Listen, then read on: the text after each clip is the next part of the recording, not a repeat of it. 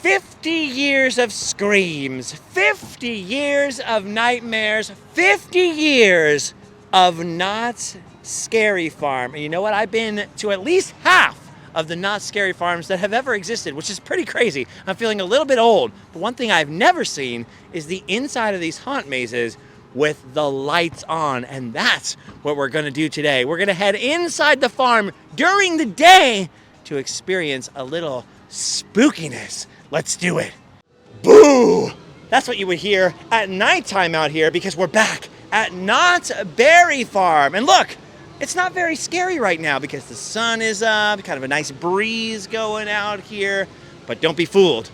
We are here on Scary Farm business because right behind me in this ghostly ballroom is one of the scare mazes for Knott's Scary Farm's 50th anniversary cinema slasher, and we're gonna get to go inside with one of the creators of this maze, my favorite maze from this year's Scary Farm, and get a lights on behind the screams tour, if you will, of this sick maze. Let's do it. All right, we are inside of the Ghoul Time Theater here at Knott's Berry Farm with Ted Dougherty. Ted, who are you and what do you do? Hi everybody, I am Ted Dougherty. I am writer for Cinema Slasher, the Knott's Scary Farm maze that we're inside right this second. That's so exciting. And you've designed Scary Farm mazes. You literally wrote the book on Scary Farm. I wrote the book on the history of Knott's Scary Farm, yes. So I have different hats that I wear, but yes. I've written this attraction with John Cook, who co-designed it, as well as Daniel Miller, and Daniel Miller was also the art director for this attraction. It was overseen by Ken Parks, who's the corporate director of creative development for Cedar Fair, the parent company of Knott's Berry Farm. So a lot of folks involved, but you that's kept a lot of names in your head. Yes, oh my yes, gosh! Oh my yes. gosh! So you're giving a lot of credit where credit is due. Yes. But you wrote this maze. What does that mean? So you're the one that came up with the concept and all that kind of stuff. Yes. So I conceptualized this attraction with John Cook. We worked on it together. We actually had this idea a really long time ago, but now the time is finally right. Because 50 years. It's 50 years of 50 Knott's Scary years, Farm, yes. and you have a 50th anniversary edition of your book. What's the name of the book? The History of Knott's Scary Farm. And it's sold at Knott's Scary Farm, right? And Knott's Berry Farm during the day. You can also buy it during the day. You can buy many fine products at Knott's Berry Farm during the day. But we're going to check it out. We're going to see the maze. So here we are in the lobby of Cinema Slasher.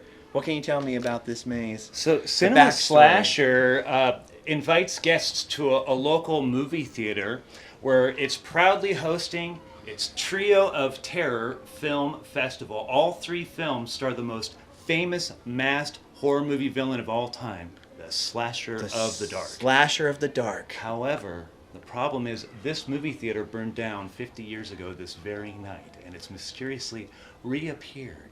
So guests go inside this theater and they actually go through the screen and into these different horror movies and are continually attacked by variants of the Slasher of the Dark. And so this right here, Slasher of the Dark. Now, wasn't that a maze before? So Slasher of the Dark is a nod back to the Kingdom of the Dinosaurs attraction. There was an overlay for Scary Farm back in 1995 and 1996 named Slasher of the Dark. And so this maze is just packed with past Scary Farm references. But that variation of the Kingdom of the Dinosaurs for Scary Farm was about this serial killer attacking people inside this dark ride at a theme park, and the name of that ride was The Dark. So it's Slasher of the Dark. Slasher of the Dark. And now the Slashers returned for many sequels. Yes. And we get to go inside the theater. Okay, so the theater burned down 50 years ago, you say.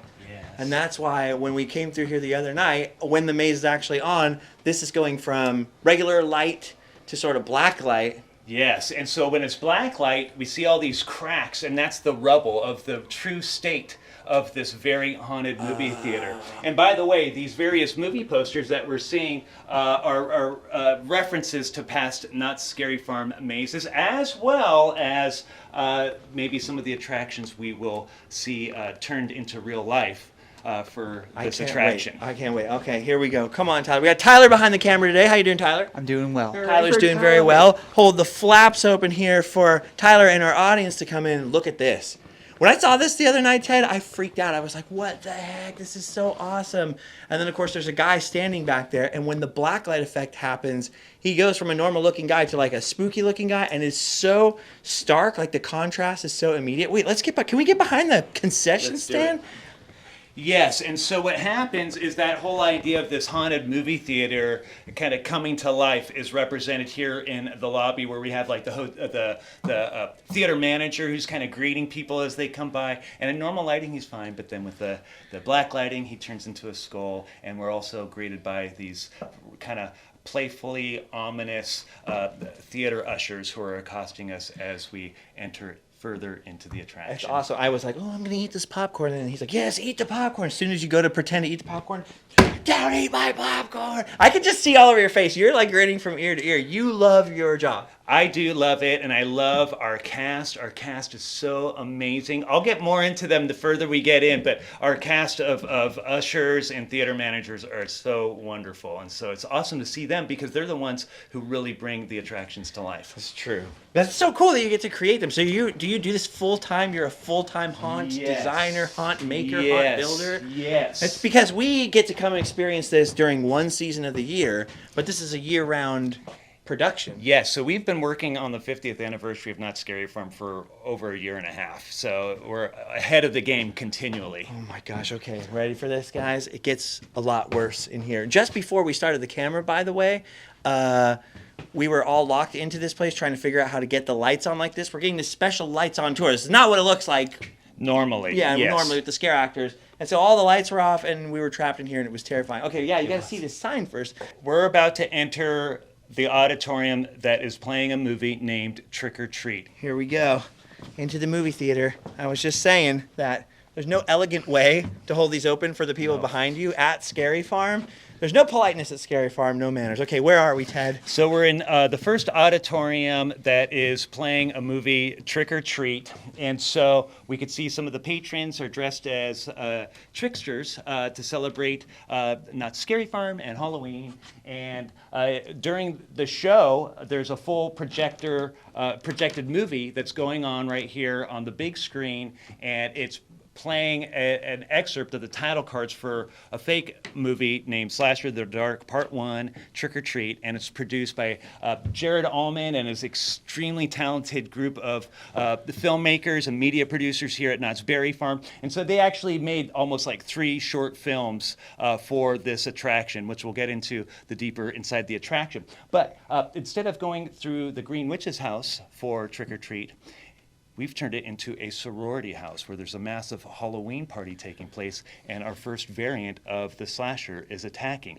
Fun fact, for any of our Knott's Berry Farm fans, historians, if they walk in and they see the exterior of the sorority house, it's actually the backside of Independence Hall. That's where we filmed it. Oh, on the actual movie. On the screen, That's yes. right. Tyler was walking in and he goes, Independence Hall! Independence Hall! Yes, good eye. Dude, when we walked in here and I could see those movies playing, I was like, okay, this is awesome. This is like next level. Because you walk out of the concession stand and boom, you're in a movie. And I loved Dark Ride, which is the maze that was in here previously. So I was like a little bit like, I'm not going to like this one. I was like, and then I was blown away. So you guys created your own movies to play in here. By the way, I'm a little nervous because I'm scared that like the sheephead man or someone's going to pop out of me. Created your own movies. And I noticed you keep using the same word when you're referring to the mazes and stuff. You're calling them attractions. Yes. But it dawns on me that as much work goes into creating this. You have to write it. Someone has to build this stuff, do concept artwork, create props, source all these different things as it would to make a theme park attraction. Absolutely. But the difference is, if it was a ride, it would stay for years. And if it's a maze, it might stay for, I mean, what's the longest maze at Scary Farm? They usually turn it around after 3 to 5 years, but you're right. So our turnaround is constant. So we're usually over a year to a year and a half ahead, because here's the problem, or not the problem, the fun challenge in all of this is that we are constantly having to stay ahead of the curve because our attractions are extremely temporary. They come and go quickly. And so like a theme park, a permanent theme park attraction, you could develop that for years and years. We have months to develop our attraction. So yeah, so a lot of work goes into it, from drafting, concept art, writing, scripting, building, all kinds of elements. just like that. I mean, I'm just thinking of Home Haunt, and you just like scale that up in your brain, and you don't really realize the amount of work that goes into it. I love having you because you're throwing out all these names and these things, and who designed this and who made this, and then it's dawning on me as I'm standing here like, whoa, this took a lot of people, a lot of effort. Very much so. This yes. is so cool. Okay, so we're going through the screen. Yep. Into what's the movie called? Trick or Treat. Trick or Treat, the slasher of the Dark's Trick or Treat. Go on in there, everybody. We'll see you inside the house.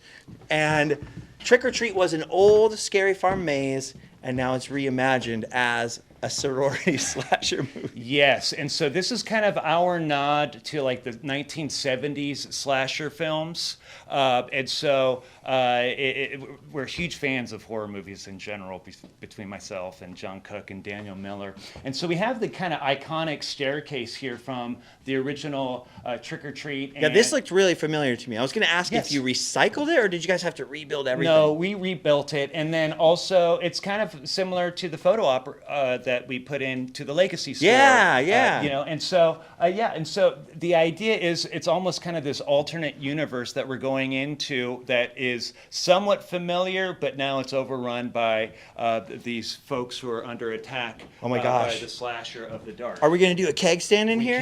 We can. Wait a minute. We can't. We're on the clock. Okay, so we're on the that's clock. True. That's true. Darn it. But like, check out the what's deals. the record? Like, I mean, look at. Can you see what the record is? I can't see. Can you see? I think it's Brahms.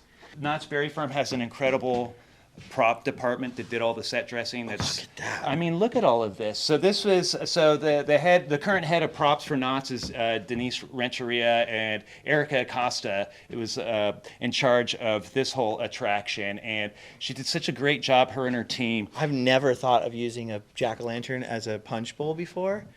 I don't know. That's probably how they invented pumpkin spice latte. They probably poured a bunch of coffee in one of those. 100% right there. And there it goes. Yes. Dude, and then look behind you, Tyler. Take our audience that way. Look at the size of that. It's a whole sorority living room in here. Look at this. Okay, so what's going on in here, Ted? Well, this is some more remnants of the slasher's wrath. So we've kind of got these Greek letters that spelling the word die on the wall. And whoa, I didn't even notice that. Yeah, so these poor college students just fell to the wrath. And so during the show, we have some folks who are still alive, begging for mercy and help. Meanwhile, we're getting attacked by this first variant of the slasher. I love that. We got some folks in here who are alive, begging for mercy and help. But if you even look at the detail, too, over here above... Oh, what'd you say? Sorry? The detail over here, we could see that the slashers really kind of had it out for these sorority sisters. And so the idea is to kind of create this element of deeper storytelling. You can kind of put these puzzle pieces together to say, okay, if this was a full-blown movie, full-length feature film, right, you can kind of put the puzzle pieces together, taking your typical horror movie tropes and adding it all into this wacky world. See, I never noticed that one, and there's one later in the maze that I noticed, and I was like, why is there a picture of all these girls here? Because I didn't even... When you're going through in the dark, and there's 800 people, and they're all grabbing you, and they're all scared, and you're like, I know I'm in a slasher movie, but you're like, you can't piece it all together. So I kind of love doing this with you, because we're getting into like the whole backstory. And there, it looks like there's the slasher himself. Am I right? Yeah, there's the slasher, and that's an incarnate version of him. And so he's kind of peering through the window, through the backyard, and kind of setting the tone of deeper and scarier things to happen. Set the tone! Okay, let's go in here. This is awesome. I kept thinking this guy was going to move and like bash the glass, you know? That's the fun part for me every year, is going through and going like, okay, what's going to move? Where are they going to pop out from? And I got to give Knott's Scary Farm a lot of credit, because there's a lot of haunts where you know where it's coming. Yeah. You go around at certain haunts that shall not be named, and you're like, oh, here's one of those hallway things with 4 windows. I don't know which window's going to pop, but these windows are going to pop. And every year I come here, I go, okay, it's going to be right there, and it comes from the other direction. I agree with you. I love that about Knott's Scary Farm, and especially this attraction, working with John Cook and Dan Miller. I mean, Daniel Miller's been here for like 25 years. John Cook has been involved with Knott's for almost 20 years. So between the two of them, arguably, they've created some of the best attractions in Knott's Scary Farm's history. And so my job kind of in between them is just really trying to pull the best out of them, And so I think we were able to accomplish that. And so here is deeper into the sorority house. We can see this is Tyler's favorite room, I was going to tell you. And so, and then of course we get attacked by the slasher. Oh, guys, I'm really sorry. I forgot to move my underwear out of the shot. Don't look at that. Just don't get that on camera. And then so is the slasher in here? Oh my gosh. He's in there, yes. It's so weird because it looks so like 2D. Yes. In the daytime, or with the lights on in here, but at night it's like it's a whole different terrifying. thing. It's really scary. It's actually scary in here in the day too. See, this is the one. Whoa. The plant. The plant got me. This is the one right here. I noticed that one when we were in the maze because you come straight at it and you're like, okay, what's going on with all this? Maybe he hasn't gotten to this one yet. Yeah, he hasn't slashed this yet. And then all of a sudden you whip around and see that behind you and you're going, okay, what is happening here? I noticed a lot of Easter eggs in here too. Yes, I mean, my gosh, this is brutal, right? The slasher's not. He's slashing. I mean, this is horrifying. This is just disgusting. But yes, I mean, there's Easter eggs. Our props team had such a field day of like putting in different people. There's different folks from like props and our special effects department that are represented in here. I have a theory. Yes. And it's all based on this room. We were coming through quickly, but I saw Madonna right away. Mm-hmm. I figured, oh no, that's her right there. Poor Madonna. And then I saw this here, and I went, okay, this is clearly not the work of the sorority girls. This looks like the work of a serial killer. And then I noticed that all these images are leading to this. It's Hugh Grant. He's the slasher. He's the slasher, absolutely. Well, you heard it from the writer himself. It's Hugh Grant. We're on to you, Hugh. You got it. Whenever he's in California, he's up to no good. Old Hugh Grant. Oh, look at that. Yeah, that's pretty gnarly. Who makes all this stuff? Well, so the props department and working with effects department, like a bunch of different people. But this is something John Cook and both Daniel and John Cook came up with of just really doing something that is just disturbing, disgusting. Yeah. But it really kind of. Because during the show, this is like dripping or something, right? Well, and we've got the slasher just He's really like kind of making, slashing. Yeah. So. And then this is really cool how there's like a design doorway right there through the bed frame. I didn't even notice that. Yeah. So there's a way for the slasher to come in and do his dirty work. You got the Go-Go's in here. I'm assuming that's all you. You look like a Go-Go's fan, Ted. I know it's you. I don't mind the Go-Go's. But all right. So that is this portion of the attraction, and now we're about to transition into a new portion, a new chapter. It's a little dark in here. Yeah, this is a little spooky. Tyler, you're gonna be okay. Oh, he's got the light on in here. What does this say? Camp Chimichanga. Camp Gonna Getcha. Part 2, Slasher of the Dark. And so what's happening is we're transitioning back into the haunted theater. Okay. So we just and this survived. Is the marquee. This is what we're going to see next. Yes, but before we get there, we're in a back storage room with all these film canisters. I love stuff like this. I don't know why, but and I kind of started noticing it with Dark Ride even, but I love the kind of front stage, backstage scenes in these different haunt mazes and stuff. Like now we're backstage in the back of the movie theater with all the cans, and look at the slasher, the hash-slinging slasher's been up to his old tricks. Right, and so what's happening is the theater is starting to manifest its haunting sort of evil. And so inside this section, during the show, we have a creature that is kind of a mutated entity that has a camera. I completely forgot about that. As a head. And so that's the haunting manifesting itself. So the deeper we go into the theater, the more haunting it gets. When I came, you got slashers, you got screaming sorority girls, you got creepy people in the theater in there, you got the ghost of the concession guy. And when I came around the corner right here and saw a guy with a giant camera for his head, I lost it. I started laughing. So I was like, this is the coolest thing ever. By the way, I'm seeing there's a couple of Easter eggs right here I didn't have time to look at in the dark. There you got A.S. Muncher. You got Lesbian, Phil McCroin, Lou Sir. Yeah, I know him. I know a couple of Good old Lou Lou, Sirs, yeah. actually. It's a very common name around my high school. Okay. And then we got Elvira, Mistress of the Dark. Of course, who is a mainstay at Knott's Scary Farm, the longest running host at Knott's Scary Farm's history. And he wrote the book on it. Did. Okay, so what year did Knott's Scary Farm actually start? 1973. And was it anything like this when it started, or what were the attractions when it first started? The main attractions were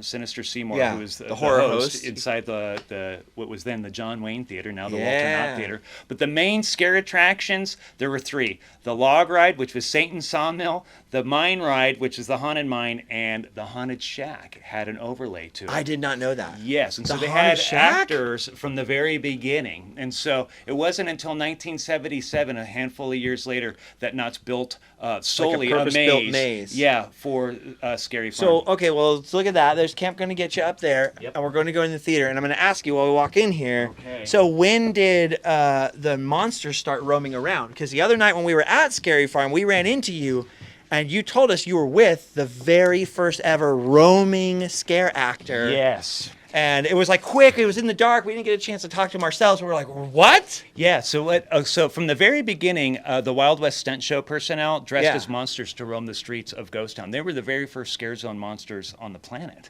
So every so scare cool. zone at any Halloween theme park event in the world can trace the It roots. all started here. Yes, but then in 1977, some of the monsters were located inside of the Peekins, the startling Peekins. In Ghost Town. In Ghost Town, inside the buildings of Ghost Town, and they were repurposed for So you'd the go up Halloween to the event. window, and then they'd scare you. They would pop out and scare you. But that particular season, a person named Bob Vernon was hired to be a Pekin monster, but on opening night, they couldn't find the key into the sheriff's office. That was his assigned Pekin. So he stuck So outside. he stuck all out night? there, and so the manager's like, well, it's going to take us a little bit to find this key. Why don't you go Just and roam around? And so what he did was he aggressively started scaring the guests, and management saw that and saw everybody running, screaming, laughing, and then the next night they pulled the rest of the Pekin monsters. So And that's literally where it began. Yes. All of this theme park, see you in the fog, popping out of the thing, all began with that guy. What was his name again? Bob Vernon. So Bob yeah, so there were Vernon. scare zone monsters before him, but they were kind of more roaming and kind of eerie atmosphere. Right. He was the first aggressively- aggressive. I'm gonna chase you. I'm gonna come scream at you. Yep. When did the sliding start? Not until the early to mid 1980s, and also in Ghost Town, those monsters discovered that people didn't like monsters crawling around their feet, and so those first sliders were sliding just on. With jeans, no pads, no gloves or anything. It wasn't That's until the so late crazy. 1980s that a monster named Todd Stubler introduced the modern era of sliding with the skateboard knee pads and the metal gloves and all of that. And all the sparks and all And the all cool that, stuff. yes. See, this is what I'm saying. I told you, Ted literally wrote the book, and that's why I love that you're part of designing mazes, designing the attractions. I gotta start saying attractions because that's what they are. I mean, these are awesome. They're not really mazes, anyways. It's one way in, one way out, right? Isn't that a labyrinth? Well, that's true. So they've always called them mazes even before Knott's Scary Farm started, and so, and it's kind of almost like a West Coast thing. Yeah. In the Midwest, East Coast, most folks refer to them as haunted houses. Right. They're like houses. We're gonna go in the houses. Yeah. Right, and so, but like going back into the late '60s, before Knott's, there were like the campus life haunted houses and stuff. They refer to them as mazes as well. So those were like independent things. So I think Knott's just kind It's of just a adopted. California thing, dude. It is. Yeah, it is. Okay, so we're in the theater. So yes, We're going to Camp Gonna Get You. So we're yes. But what in the nautical nonsense is this right here? There are barnacles. There are barnacles on this guy's knees. It's trypophobia. What's it called? I don't know what kind The of thing. What's the phobia- fear of holes called? Oh. Tyler, you've got it. I think it's tryptophobia. Tryptophobia, tryptophobia, Okay, trippyphobia. So if you've got that phobia, don't look. Don't look. So we are in the second auditorium leading us into Camp Gonna Getcha. And so this is obviously kind of a water-based type of film. And so, by the way, Camp Gonna Getcha was a Not Scary Farm overlay to the Timber Mountain Log Ride from Yeah. 1996 through 2000. It was kind of like evil That Boy was Scouts. that's my first year was 96. Oh, really? I was Okay. 13. I came and I was too scared for the mazes. And so I would just go on the log ride. I'd go to the Timber Mountain log ride, and I'd go to the Calico Mine ride, and that's what I wanted to do at Scary Farm. Like ride the roller coasters, watch the hanging in the Calico Square. And so Camp Gonna Getcha is literally like the first thing I ever did at Scary Farm. We rode the log ride. It's the first thing I ever did. I love it. So when I walked in here, I was like, this is something about this very familiar. Yes, and so our variant and kind of nod to Camp Gonna Getcha is more the typical 1980s summer camp slasher films, and so it's like your typical forest summer camp, and we have another version of the slasher of the dark attacking. And so when guests walk into this theater, another Jared Allman classic here is another film, and it's kind of these two kind of lovers kind of having a little bit of a quarrel in front of the Camp Gonna Getcha sign. I wish we had the films on in here. We tried. If we turned the films on, then all the sound came on, and then all the lights went off. It was a whole thing. You couldn't see anything. But if you want to see what it looks like, you can watch my Not Scary Farm episode. It's in there. Right. And so what Dude, happens? I can't stop smiling because It's fun. you're smiling I so love big it. that it's making me smile so big. Okay, so what happens though in this movie, we see the slasher take like a rowing oar and pin the boyfriend head and decapitate them on the sign. Ooh. And if you follow us in here, Oh, watch out. Don't trip on that guy, Don't Tyler. trip on him. Whoa, he looks like that anatomically correct guy in Waxworks, by the way. we see Oh, yeah, the look at severed this. head right here. So we are literally stepping into this movie of Camp Gonna Getcha. We could see Timber Mountain. Established 1996. 1996. That's So, crazy. yes. That was my first haunt year ever. I was still like just a kid, That was crazy, but I did notice that. That's one that I did absorb, even in the darkness and stuff. I saw this scene in the movie and then walking like, oh! I know, and it's just absolutely disgusting, but it brings the message home as to what is transpiring. And then that leads us into this really kind of what I would consider like the John Cook special of this kind of aha big Oh my moment gosh, of look seeing- at the size. So there's water inside this area. There's this whole kind of wharf area, and even there's Dead Man's Wharf too, which is another.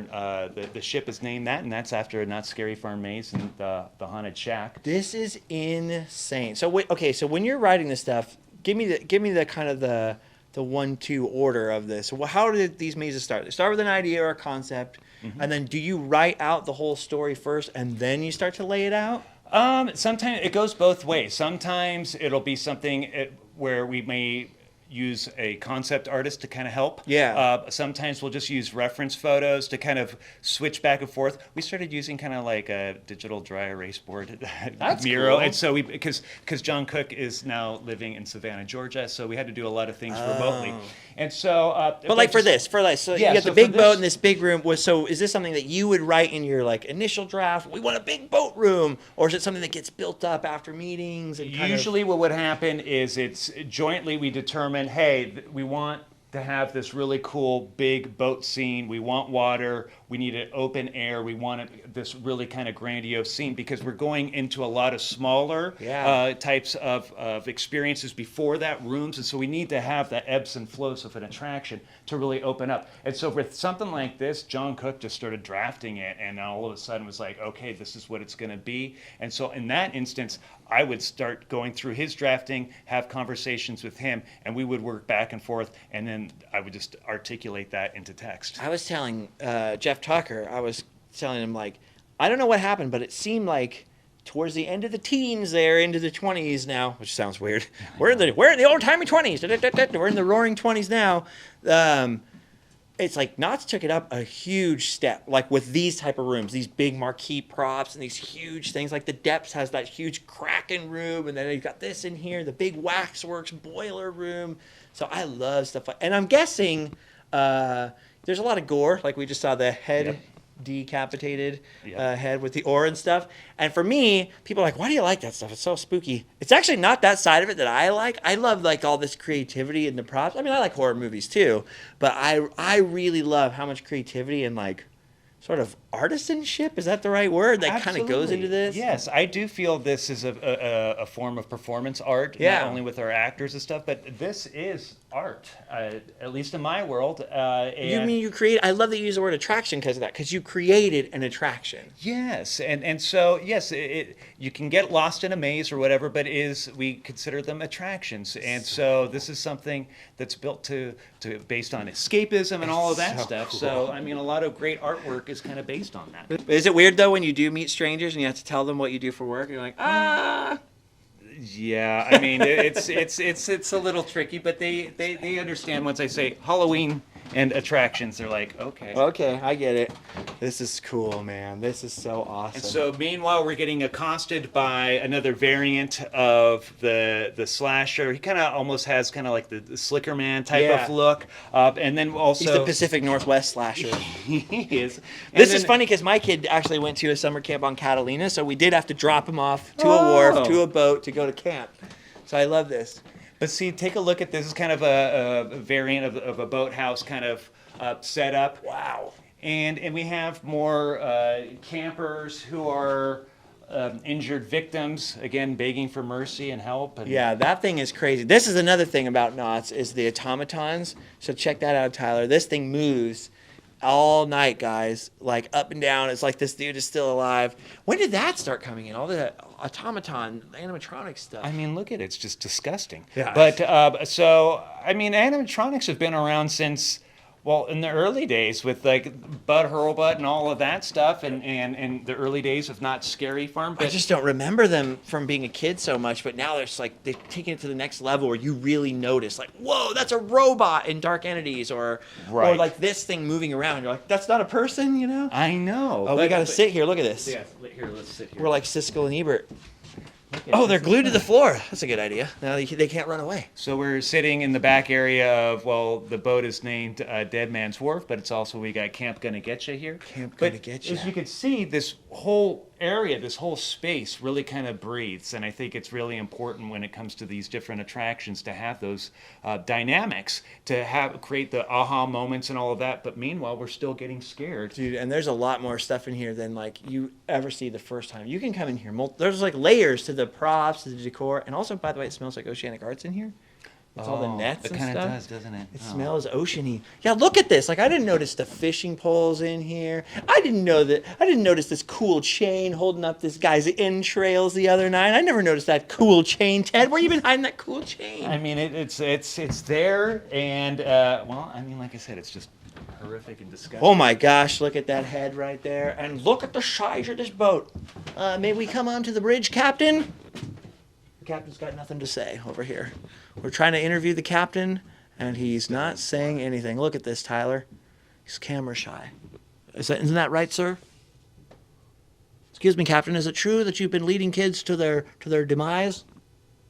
No comment. Yes, no comment. I mean, luckily I don't- Ted's here, or else we would have nothing. I mean, yeah, I mean, but here he is, and well, he certainly faced the slasher and has seen better days.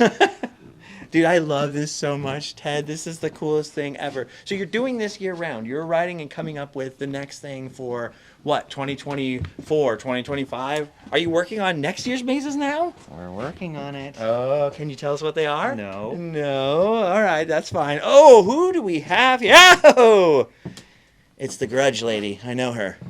Yes, and so we're deeper into Camp Gonna Getcha. And obviously the slasher has made its way in here. It's horrific. It's gory. We've got another weekly arts and crafts sign up sheet there. Oh, wait a minute. Let's see who's on this one. IP Freely on there. Let's see. Hannah Wong, Aaron Baldwin. These are like normal names. Emily Hernandez. Miho. Is that name Miho? Old Time Thrills Alex.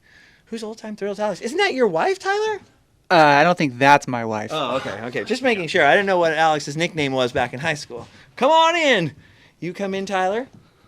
Yeah, thank you. And we'll see. And Ted, you come on in. And we kind of found a way to at least get the camera through elegantly. Yeah. So here we are. So John Cook really wanted a bear inside of this attraction, and so we got the bear finally. And so here he is attacking. It's a freaking bear. Is that a real taxidermy bear? If it is, that's an ancient bear. Oh, you know what? I bet you that's from the log ride or from the Calco Mine ride or something, right? I mean, it could be. I think Park Decor helped us get that with Jeff Shattuck. But when we were in Waxworks, they had a cat that was from the old log ride, and it was looking pretty gnarly. And I noticed he's kind of shedding a little bit. Yeah, he's an older bear. He's very angry about retirement here to the forest. And look at this. I thought this was a whole big space. And now I can see it's mirrors and it's a smaller space, but that's the fun of it, right? We kind of create the illusion that the bear's in this forest attacking us, and then behind The camera there Look at that. is another disgusting display. I didn't know that the slasher was good at archery. He actually was, yeah. He is a very talented individual. Absolutely. Right there. And is that Uma Thurman? No, it's our friend Desiree. Is it? You know this person? Yes. Where I was like, it looks a little Uma Thurman, maybe a little bit, what's her name from Mad Men, a little combination. But that's a real person that you know. I think, yes. That is kind of cool. So you've got Easter eggs in there, friends and family. Friends and family. I love and even that. more further in. And then there's more more weekly names. Arts and crafts. Hugh Jass. He's a good friend. Yeah. What's that one say? Zeth Crowley? Sam Burns? So some of these are obviously just names, but then other ones are a little bit naughty. Other ones are going full Bart Simpson right there. Right. For basket weaving. Yes. I love that. I can do baskets. Okay, come on in All here. right, here we go. I love how I'm inviting you into your own maze. Come on in here, Tyler.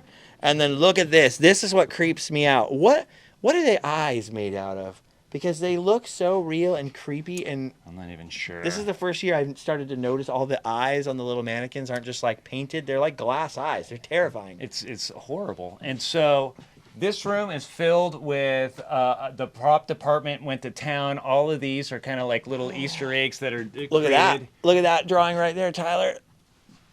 I wonder what that one says on the hangman there.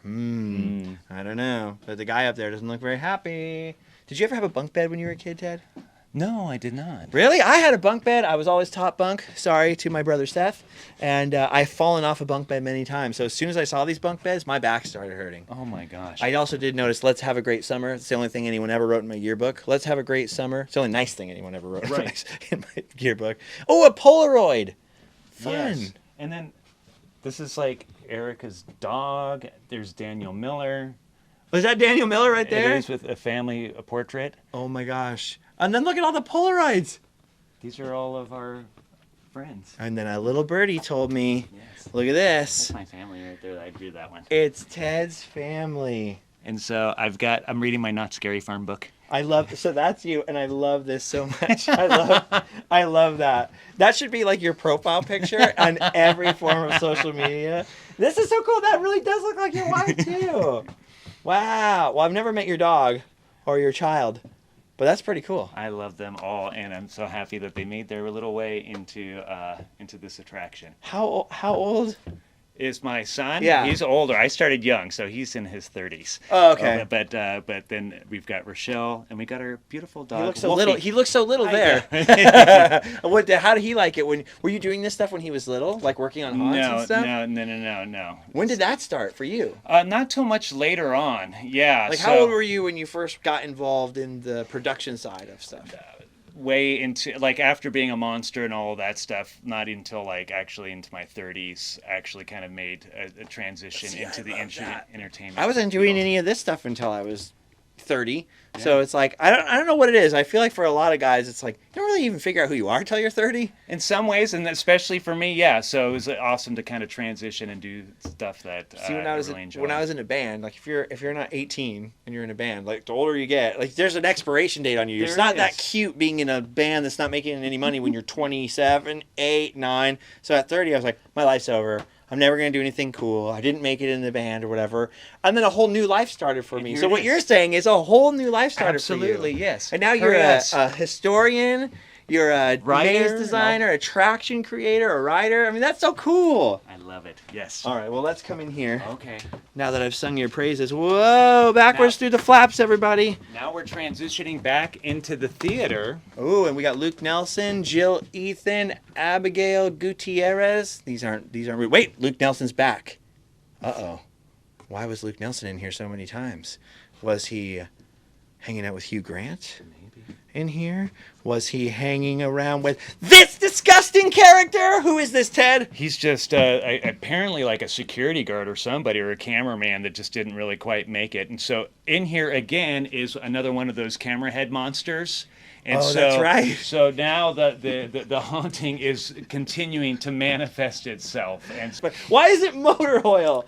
It's like way worse than if it were blood. For I don't some really reason, know. It's so much more disgusting. It's horrible. It's disgusting, and I mean, and no one should ever look at this ever, especially this part here. We're gonna censor this part. That's for our fine. viewers. They Yes. don't want to see that. Nobody wants to. No. Okay.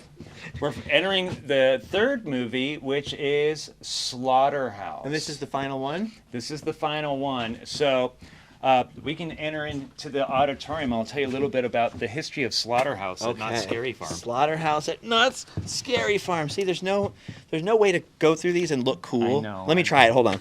Let me try it. Okay, here's my best shot, Tyler. You ready? Here I come. Nope, there's no way to do it. There's no way to do it, Ted. I look like a fool. Well, how'd you think I looked? You looked fine. Okay. So the first maze at Knott Scary Farm that was named Slaughterhouse was way back in 1987 inside. Seriously? Yeah, inside the Berry Tales Playhouse, and it was kind of like Bloody Butchers. Oh, I love that playhouse. I know, it was cool. And so that was there, and then several years later, also in Camp Snoopy, there was another version of Slaughterhouse that came around that ultimately became Uncle Willie's Barbecue Slaughterhouse. And so our version of Slaughterhouse, though, is more toward like the early 2000s, borderline like the torture porn, just gratuitous. Yeah, like gore, Saw, Hostel, and all this stuff. Ooh. And so we have our final variation of what Jared filmed, which is just our final version of the slasher, just at a grinding machine, just going off on. It must be fun for you guys, though. You're getting to make movies. You're getting to build attractions. You're getting to make props. You're getting to walk through. Is it cool walking through this and seeing your kind of idea come to life? It's kind of weird, but I think ultimately, like at some point, it's passed off, and you just kind of let It's it go. not yours anymore. Yeah, in a that's way? kind of how it feels. And so even though I can tell you about all of these ideas and everything like that, it still feels like at this point now it's for the guests. Yeah. And so it's kind of their attraction now. And so there's a weird kind of disassociation. Freaked out by all the. I know. Are these the victims or slashers? I'm These scared. are victims that How are they supposed to watch the movie like that, Ted? Well, the slasher had other ideas, and so mixed in here are live versions of these poor folks. I love how you just phrased that. The slasher had other ideas, and we're going to see some of those ideas now, Right apparently. now. So brace yourself, everybody. So this is pretty gross in here. And so, yeah, so there's more victims. And these victims are kind of more like representative of what Slaughterhouse was, kind of like in overalls and things like that, but they're just covered in blood and guts, and they're being chased around by our third version of the slasher. So And just to reiterate, Yes. we took a character from a Dark Ride overlay, and you combined 3 other haunt mazes and turned all those into one big homage to like Knott's history, and it's all this one seamless story too. Yes. Only you could have done that, I think, because you're deep in the history. You are the nerd of Knott's. I am Scary proudly Farm. the nerd of Knott Scary Yeah, Farm. and you've got it all into this one story. But I mean, if you didn't know anything about it, like I'm bringing my 16-year-old in a couple days, or no, next month we're gonna bring him right before Halloween, and like he's not gonna know any of that stuff, but he's gonna walk through this and be like, "What in the world?" Well, like that's you still important. get it. It works on so many. That's levels. very important. So, despite the history references, the idea is still to create these attractions that are easily digestible for the average guest. So that way they can go into these worlds and understand what's happening. They don't have to understand all the references, but we want them entertained, we want them scared, and to have these memorable experiences. And so there's that balance, because if you go too deep divey, it's like, oh, well, then you've kind of set those folks apart, and they're not getting it. So there's a way I think you can do this where Can I touch this? Yes, you can even go like this. Oh my gosh. So this is what's grinding the person in the film. It's just horrible. What makes a successful maze to you? Oh, geez. I Like, think is it how many people drop to the floor, and is it that terrifying, or is it having a lot of story?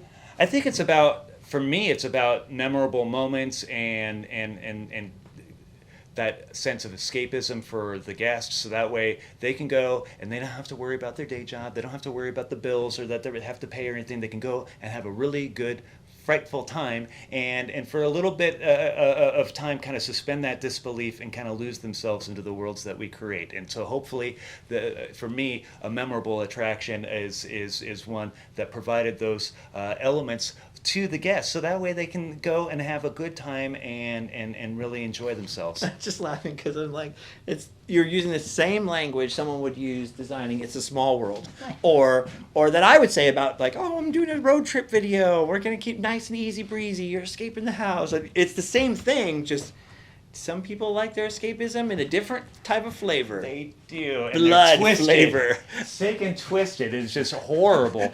But yes. My favorite thing is you walking into each room and seeing things going, look at this. This is horrible. Look at this. He's about to say. It's disgusting. It's horrible. Look at this. I mean, I don't even know what we're looking at here, but it's horrible. Part of me wants to be like, I'm never eating bacon again. And then what I think I said on the first night of Scary Farm, I was like, who am I kidding? I love bacon. I can't help it.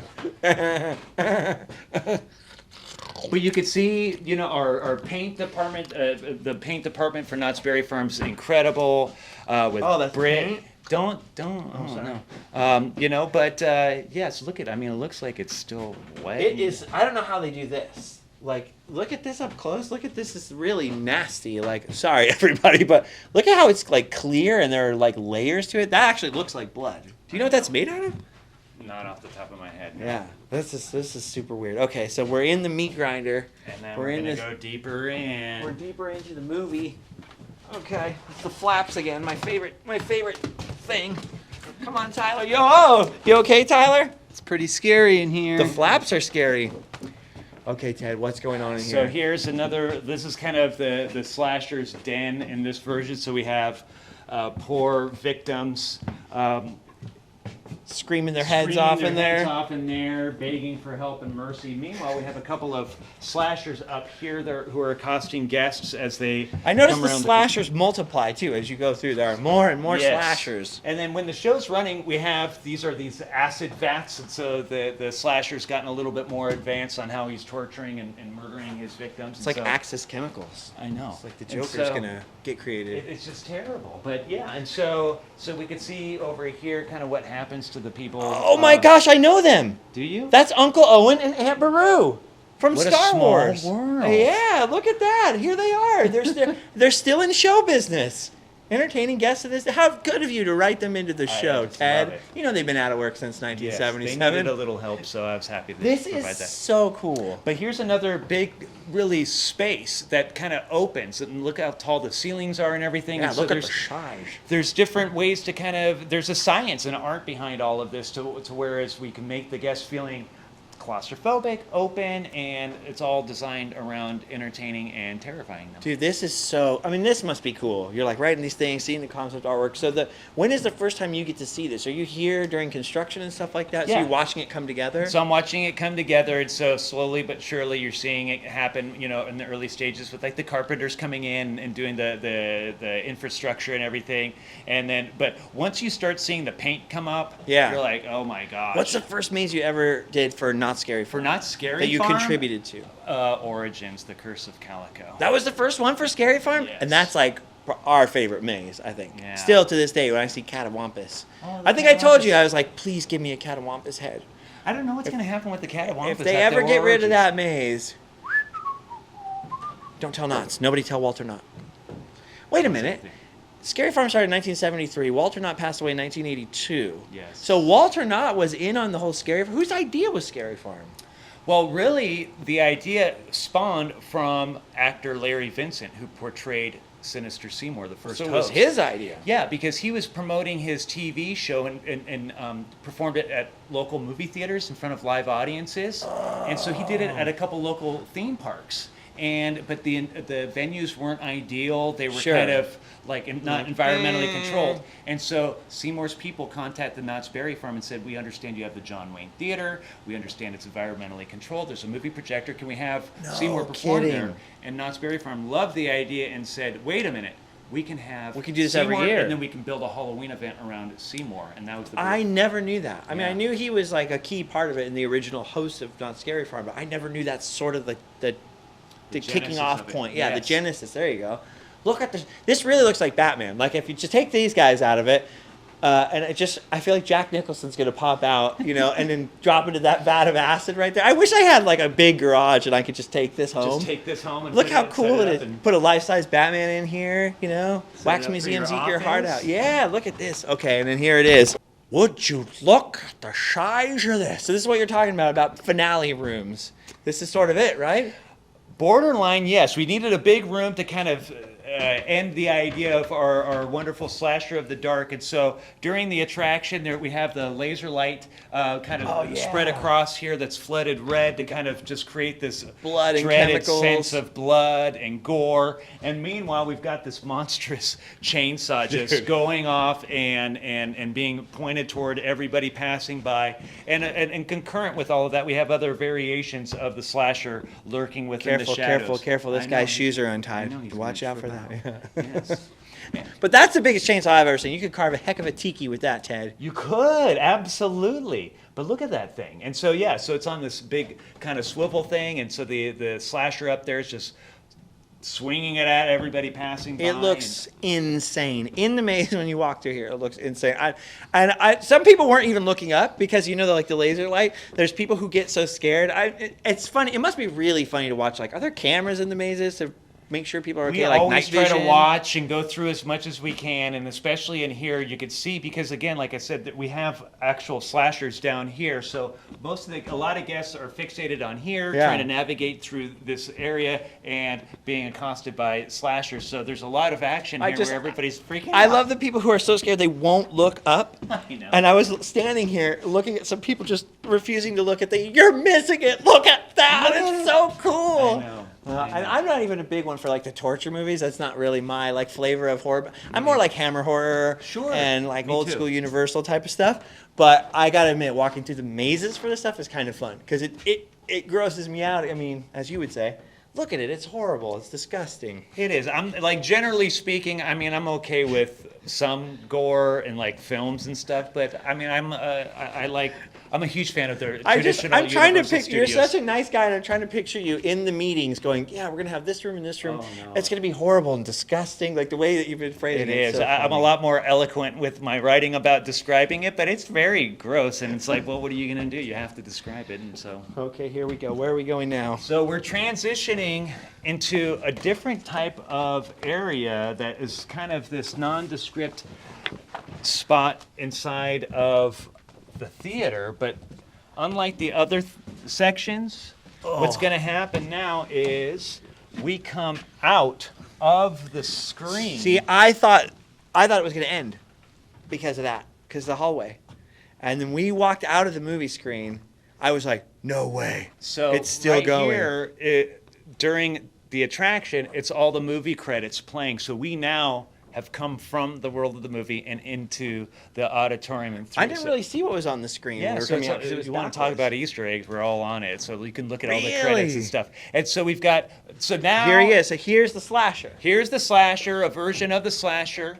Ooh, Look at that you didn't ugly tie guy. on that. He's horrible. He's disgusting. He's What is it? horrible. He's terrible. disgusting. He's kind of got blood. He's got a hoodie. I kind of want this to be a real movie. Me too.